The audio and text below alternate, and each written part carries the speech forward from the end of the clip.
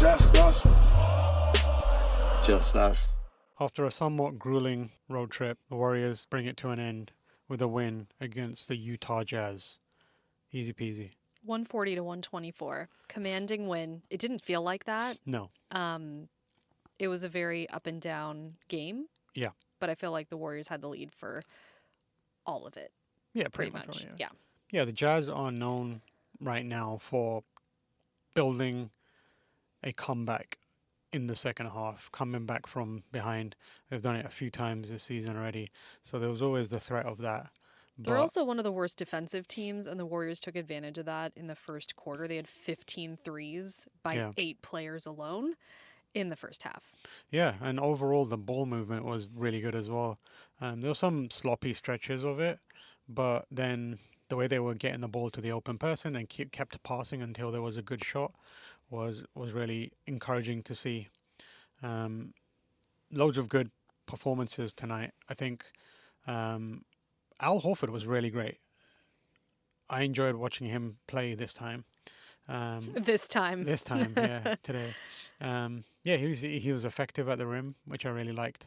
I mean, he was just hanging out under the rim. He was getting passes, and I think it just shows the Jazz defense was not great. Yeah. Very porous defense. Yeah. And Al Horford just stood there waiting for the ball. Yeah. I think maybe all of his points were in the paint. No, he made 1 3. He was 1 of 2 from 3, 4 of 5 overall.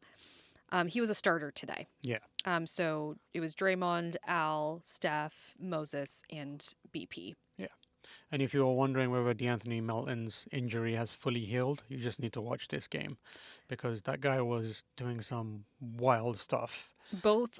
Mostly defensively. Yeah. But he had a great offensive performance as well. But he had a great block. Ended up being called a foul. Yeah. But he got up there. Very quickly from it. He didn't have much runway for it. He turned and then was just up in the air. It was wild to see. If that had been a legitimate block, that would have been one of the defensive players of the season. I agree. Yeah. Steph came in a little bit cold to begin with, but got warmed up. And how many threes did he hit? He was 4 of 10 on 3. Mm-hmm. Had 27 points overall in 28 minutes. Both Steph and Draymond played part of the fourth quarter, but the Warriors had such a good lead that they rested for a majority of it, which is good because on Friday, the Warriors are playing the Pistons, who are the number 1 team in the East. They're a very, very, very good team. Yeah. So the Warriors need their rest, especially after this road trip. Now they've gone two of two on the road trip. Did we lose Jimmy on this road trip? Was it? It might have been. No, it wasn't. No, it was it a home wasn't. It game was at home because 'cause we were there. Yeah, yeah, I was at home. But yeah, But this road trip has felt very long. it has. So has the month of January. We're still in January, everyone. Just FYI. Yeah, January 28th. for a little longer. Yeah. But yeah, overall, good game, easy buckets, somewhat stress-free. Really needed more of that. Yeah. Moses and Buddy were the key contributors in the first half. From a points perspective, the Warriors were up at halftime. And part of that was, although Draymond did not score, he had 0 points. He ended the game plus 17. He also held Markkanen to only 6 points in the first half. Yeah, that's impressive. And Markkanen is their best player on the Jazz. He was a player that the Warriors had been eyeing in terms of an acquisition in the offseason. He's a 7-footer. He ended the game with 18 points, but Draymond really locked in on Markkanen. Yeah, clamped down.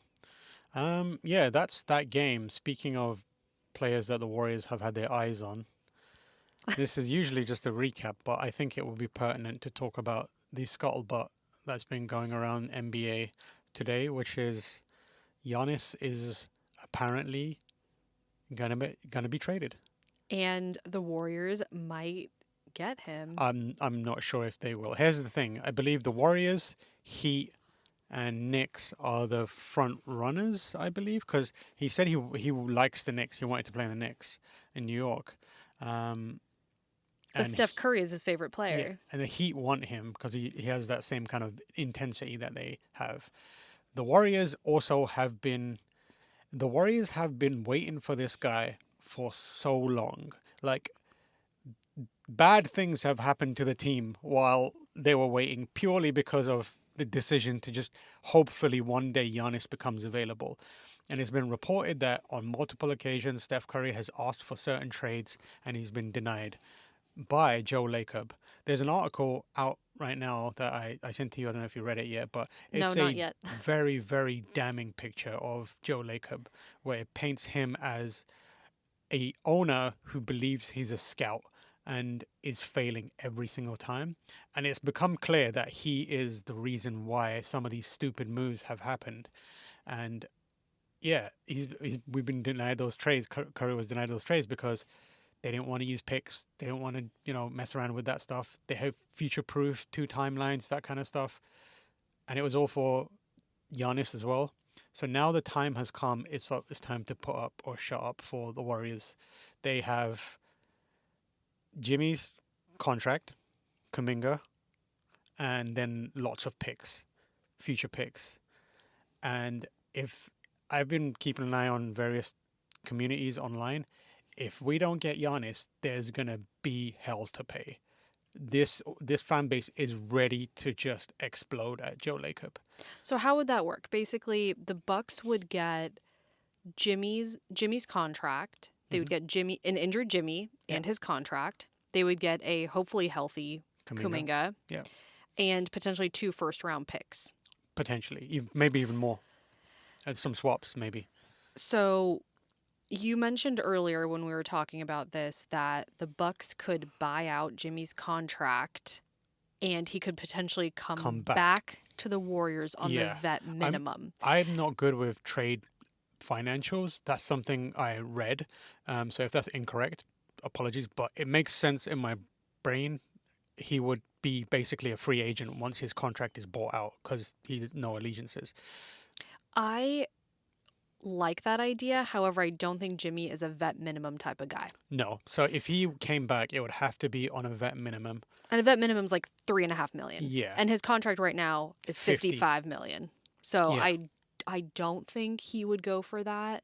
However, if he really was looking to win a championship and really loves the Warriors, imagine if he did that. Yeah, that would be one of the most unexpected moves Ever. out of Jimmy. Absolutely. Jimmy's a very shrewd businessman. And I don't know, giving up 50 something million dollars, I think he's owed that next year as well, I believe. So that could be a incredible move. If we get a team this is pure fantasy at this point. Steph, Draymond, Giannis, Jimmy Butler, and whoever, the fifth player, that would be ridiculous. But you know what? I'm not sure we're going to get Giannis.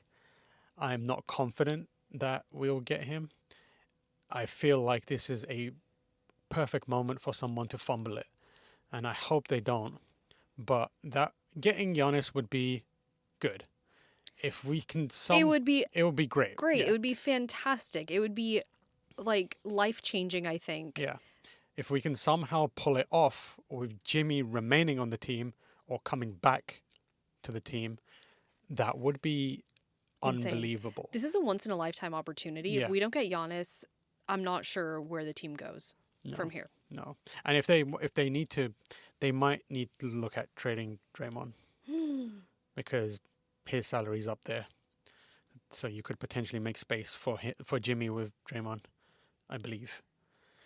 That would be rough, but they said bye to Clay. Maybe they're willing to say bye to the other member of the Triforce of Power.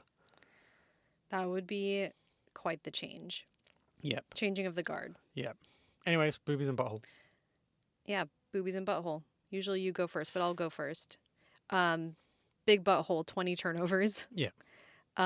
So that was not great. Warriors ended up with 20 turnovers. The Jazz had 19. It was just a sloppy game. Mm-hmm. And there was a lot of chasing the ball. I think it's like a lot of those plays would be on Shaqtin' a Fool. If I had to think about it, It just kind of looked like a circus act during long stretches of the game. Boobies for me, I'd say that block by De'Anthony Melton, despite it being a foul. I thought it was a very athletic move. And then Steph Curry made a layup on an and one, and he had a new celly. It So he looked, like danced a bit yeah, and he's done the low like squat silly before. He did it last season when he hit a game winner, I think it was. Um, this kind of looked like it looked like that. that, but he was like moving a lot more. Yeah. So yeah, new one. Maybe we'll see. We haven't seen a night night.